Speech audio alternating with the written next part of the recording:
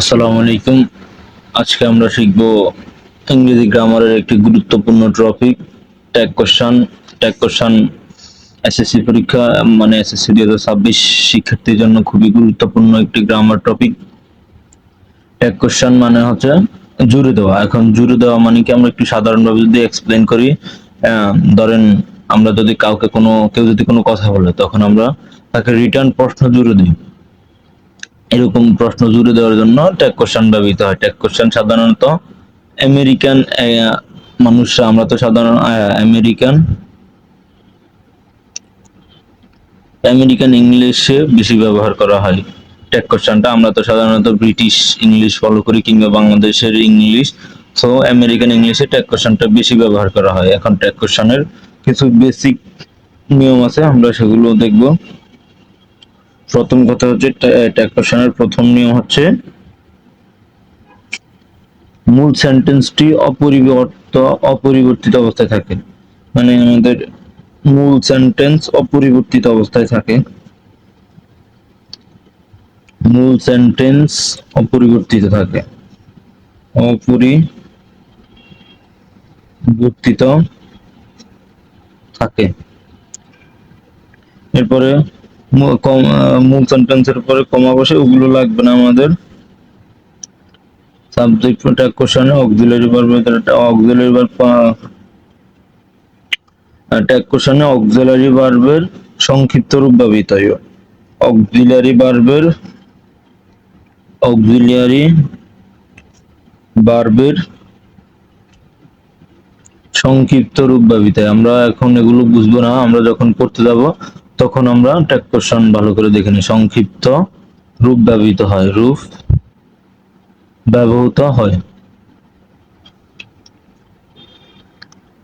Auxiliary ভার্বের সংক্ষিপ্ত রূপ ব্যবহৃত হয়। পরে 3 নম্বর নিয়মটা আমরা দেখতে পারি কি, 3 নম্বরে আমরা দেখতে পারি অ্যাফার্মেটিভ। অ্যাফার্মেটিভ থাকলে অ্যাফার্মেটিভ অ্যাফার্মেটিভ থাকলে সেন্টেন্সটি অ্যাফার্মেটিভ থাকলে নেগেটিভ হয়। অ্যাফার্মেটিভ থাকলে নেগেটিভ হয়, মানে আমাদের প্রথম অংশ যদি পজিটিভ বা অ্যাফার্মেটিভ, মানে হচ্ছে কি পজিটিভ পজিটিভ বা অ্যাফার্মেটিভ থাকলে সেটা নেগেটিভ হবে আর কি, মানে না বোধক। এরপরে আমরা আরেকটা আছে, আমাদের নেগেটিভ থাকলে আমরা সেটাকে লিখবো অ্যাফার্মেটিভে। নেগেটিভ থাকলে আমরা পজিটিভ লিখবো, অ্যাফার্মেটিভ লিখবো, অ্যাফার্মেটিভ হয়। সো এ হচ্ছে যা সাধারণ কিছু বেসিক নিয়ম ট্যাগ কোশ্চেনের। জাস্ট একবার রিডিং দিলে হবে, এগুলো মুখস্থ করার কিছু নয়, জাস্ট এগুলো সাধারণ যে নিয়ম সেগুলোই। এখন আমরা আমাদের মেইন পয়েন্ট, মূল আসল যেই পয়েন্টগুলোতে চলে যায়। প্রথম নিয়ম কি তাহলে ট্যাগ কোশ্চেনের? একদম প্রথম নিয়ম। এখন আমরা আমাদের যে প্রথম রুলসটা হচ্ছে কি, বাক্যটি অ্যাফার্মেটিভ হলে ট্যাগ কোশ্চেনে নেগেটিভ হবে। বাক্য যদি অক্সিলারি ভার্ব থাকে, সেই অক্সিলারি ভার্বে ট্যাগ কোশ্চেনের ভার্ব হবে। ধরেন অক্সিলারি ভার্ব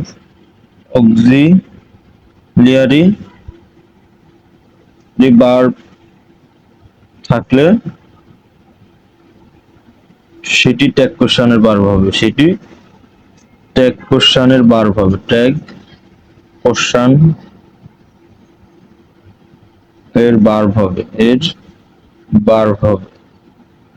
এখন আমরা অক্সিলারি ভার্ব কি জানি? অক্সিলারি ভার্ব অক্সিলারি ভার্ব হচ্ছে am, is, are, was, were, have, has, had। এগুলোই আমরা যা জানি, এগুলো হচ্ছে অক্সিলারি ভার্ব। অক্সিলারি ভার্ব থাকলে সেটি ট্যাগ কোশ্চেনের ভার্ব হবে। আর আমরা তো বললাম অ্যাফার্মেটিভ থাকলে নেগেটিভ হবে, নেগেটিভ থাকলে অ্যাফার্মেটিভ হবে। তো আমরা এক্সাম্পল দিই, আমরা এগুলো যত বেশি প্র্যাকটিস করব তত বেশি মাথায় থাকবে। এক্সাম্পল বা উদাহরণ দেই। আমরা ট্যাগ কোশ্চেনে সবচেয়ে বেশি কি করব, উদাহরণ দিব। প্রথমে আমরা শুরু করি, he can go to the university, go to the university, university না দিয়ে আমরা স্কুল দিই, he can go to the school. হ্যাঁ, কমা থাকবে এখানে, এই যে এখানে কমা দিব, he can go to the school. এখন আমরা কি বলছি, প্রথম নিয়মে অক্সিলারি ভার্ব থাকলে ট্যাগ কোশ্চেনের ভার্ব হবে, তার মানে আমাদের অক্সিলারি ভার্ব আছে, এই যে ক্যান, এই যে auxiliary verb can, either, was, আর have, has, had, can, could, may, might, এগুলো হচ্ছে কি ভার্ব, অক্সিলারি ভার্ব। তার মানে অক্সিলারি ভার্ব নিতে হবে, কমার পর আমরা লিখব তার মানে ক্যান।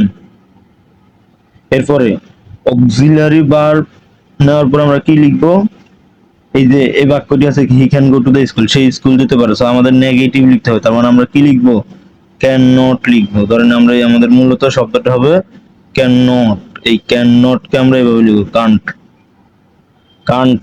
আর এখানে ভার্ব আছে কি, হি, তার মানে ভার্বের জায়গায় আমরা লিখবো কি, কান্ট, ভার্বেরটা ভার্ব বসতে হবে, কান্ট হি, আরেকটা প্রশ্নবোধক চিহ্ন দিয়ে দিব। আর এইভাবে, এটা হচ্ছে আমাদের ট্যাগ কোশ্চেন। এইভাবে আমরা উত্তর করব।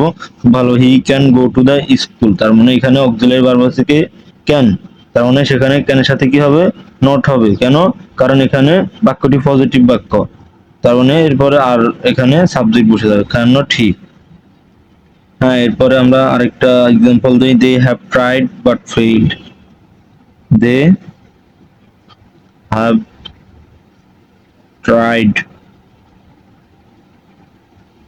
But failed, but failed. So এটা কিভাবে করে আমরা, এখানে আমাদের অক্সিলারি ভার্ব কে হ্যাভ, যেহেতু হ্যাভ অক্সিলারি ভার্ব আছে, তো আমরা প্রথমে কি কি করতে হবে, হ্যাভ লিখতে হবে, হ্যাভ। এরপরে they have tried but fail, মানে তারা চেষ্টা করেছিল কিন্তু সব ব্যর্থ। এখন এটা কি বাক্য, আমাদের পজিটিভ বাক্য, তার মানে এটা হবে have not, they have not এভাবে লিখবো, আর হ্যাভ নট কি, দে, হ্যাভ নট দে, এটা হচ্ছে আমাদের উত্তর। তো একটু মোটামুটি কয়েকটা প্র্যাকটিস করলে আমাদের মোটামুটি সহজ হয়ে যাবে এই ট্যাগ কোশ্চেন গুলো, এগুলো সামনের এসএসসি পরীক্ষার জন্য আমাদের ভেরি ভেরি ইম্পর্টেন্ট। যারা এসএসসি স্পেশালি যারা 2026 সালে পরীক্ষা দিবেন, আর 10-12 দিন আছে, তখন তাদের জন্য এই ট্যাগ কোশ্চেনটা খুবই গুরুত্বপূর্ণ। এরপরে বাক্যটি নেগেটিভ হলে ট্যাগ কোশ্চেনে অ্যাফার্মেটিভ হবে। তো এখন আমরা এবার কিছু তাহলে নেগেটিভ বাক্য দেখাই, 2 নম্বরে কিছু নিয়ম দেখাই।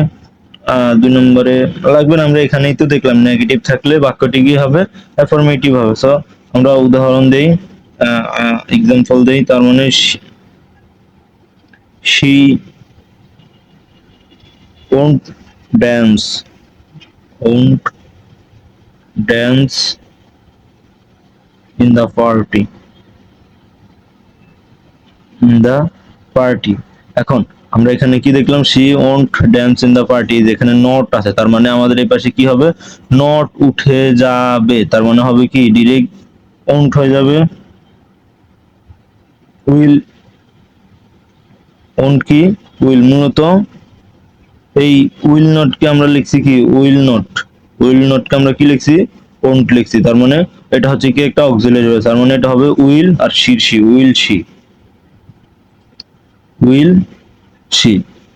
তারপর আমরা আরেকটি নেগেটিভ বাক্য দেখি, এই যে নেগেটিভ থাকলে আমরা সেখানে কি লিখছি, পজিটিভ লিখছি, নেগেটিভ থাকলে আমাদের উত্তর কি হয়, পজিটিভ হয়। আমরা কি বুঝতে পারতেছি, আশা করি এটা সহজ ভাবে আমি পড়াইতেছি, এখন বুঝার কথা, এখন যদিও কেউ না বুঝে সেটা একটু ভালোভাবে আবার দেখে নিলে ইনশাল্লাহ আশা করি বুঝতে পারবেন আমরা।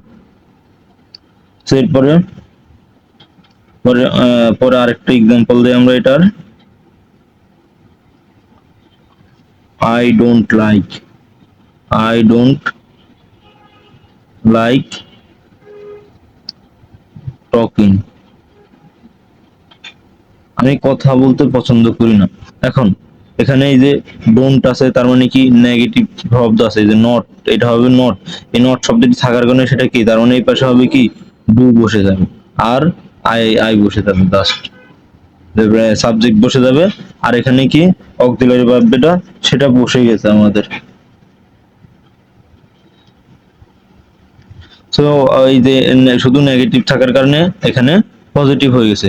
সো আশা করি এই নিয়মটা আমরা বুঝতে পারছি। অক্সিলারি ভার্ব থাকলে সেটি ট্যাগ কোশ্চেনের ভার্ব হবে, মানে অক্সিলারি ভার্ব থাকলে তো আমাদের সহজ, ট্যাগ কোশ্চেনের ভার্ব হবে সেটি। এখন অক্সিলারি ভার্ব কয়টা কয়টা আছে তোমরা অন্য কিংবা ইউটিউবে সার্চ দিলে কিংবা অন্য বইগুলোতে পেয়ে যাও। অক্সিলারি ভার্ব মোট আছে কয়টা, এই 15-16টার মতন আছে। সবগুলো যদি আমরা একবার দেখে নিই, তার মানে ওগুলো থাকলে আমরা ওগুলোর সাথে সাবজেক্ট দিয়ে দিবা, আর নেগেটিভ থাকলে পজিটিভ, পজিটিভ থাকলে নেগেটিভ। তো এইভাবে আমরা ট্যাগ কোশ্চেন খুব ভালোভাবে সমাধান করতে পারি। তো এর পরবর্তী নিয়ম আমরা 2 নম্বর নিয়ম দেখি।